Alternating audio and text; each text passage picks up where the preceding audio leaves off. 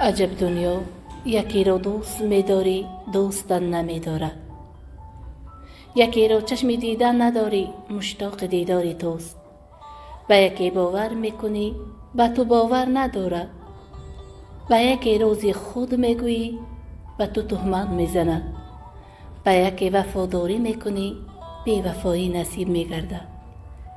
خوبی کسی را می‌خواهی که بدی تو را می‌خواهد. دوست ما را پیش پا داد و قدم بر پیش زد، مشت در من زد ولی ضربه برای خویش زد. زندگی در پیش گفتم انتظاری نوبتیم، آسیا با نوبت اما گندم ما نیش زد. دوست گفتم دست دادم همچو دوست، هرچی گفتم با جان گفتم که نکوست.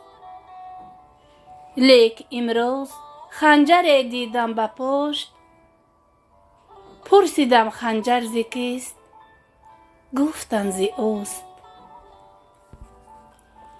محبوب خداوند شدن آسان ز نماز است،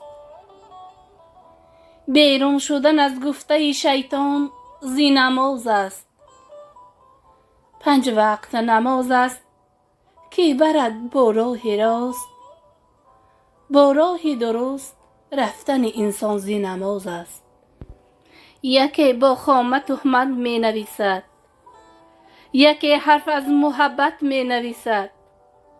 هزاران رحمت حق بر کسی که حقیقت را حقیقت می نویسد.